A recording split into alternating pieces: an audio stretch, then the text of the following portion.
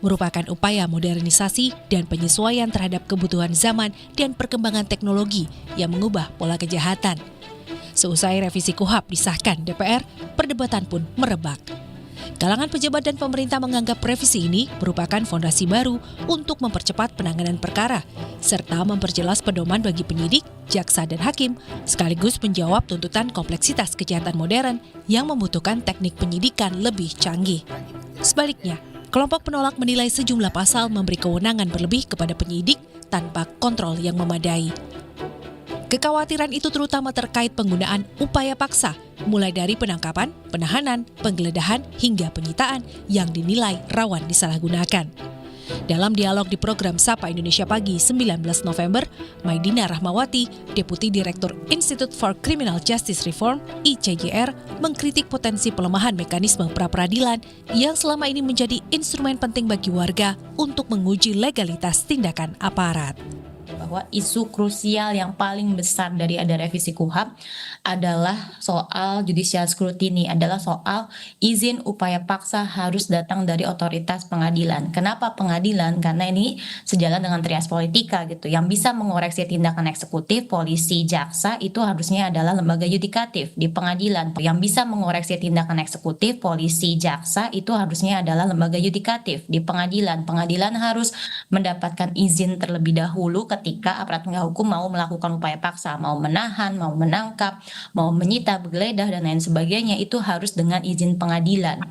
Dan itu harus ada ruangan di pengadilan, dan kemudian kalaupun sudah dilaksanakan itu bisa diuji di persidangan. Nah, itu kita sebutkan dengan judicial scrutiny.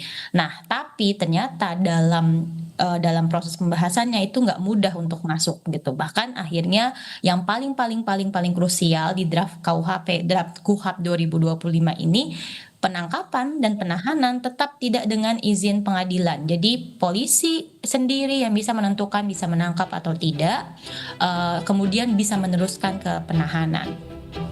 Lalu, apakah revisi KUHP akan memperkuat atau justru melemahkan perlindungan warga dalam proses peradilan pidana?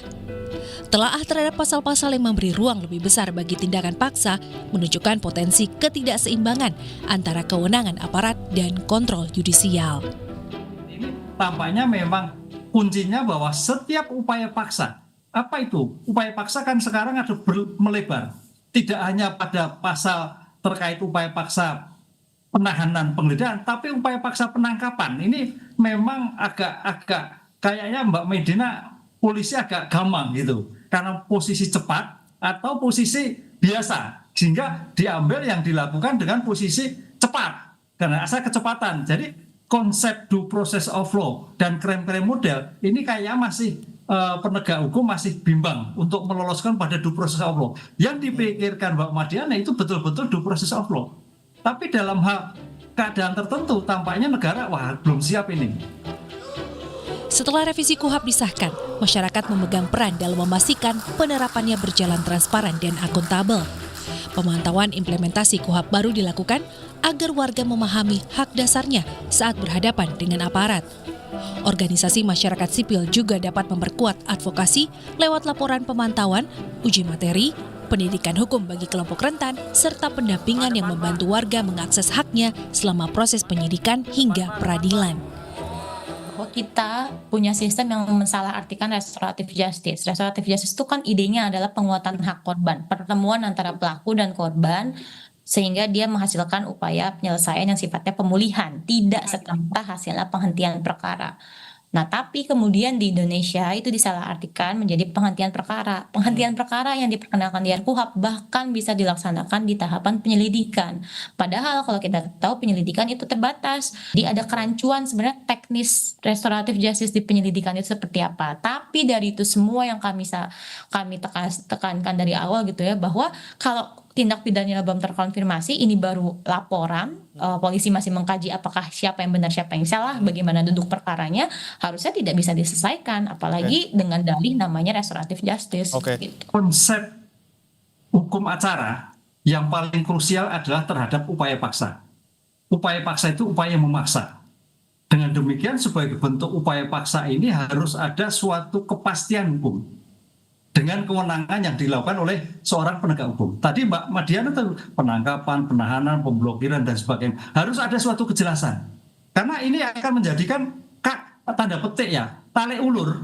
Padahal namanya hukum formil itu tidak bisa diterjemahkan. Kunci dalam suatu hukum acara itu upaya memaksa, di mana negara diberikan kewenangan untuk melakukan pemaksaan. Siapa itu? Polisi, jaksa, hakim. Dengan demikian sebagai konsep peletaan sebagai asas akusatur, ketika kewenangan memaksa itu harus meletakkan pada hak asasi manusia, pada suatu keseimbangan, pada suatu integritas, batas waktu independensi, sehingga jangan sampai timbul kesenang-menangan antara lembaga penegak hukum yang ada. Masyarakat dapat mendorong pemerintah dan DPR melakukan evaluasi berkala yang terbuka untuk mengidentifikasi kelemahan aturan serta memastikan perbaikan.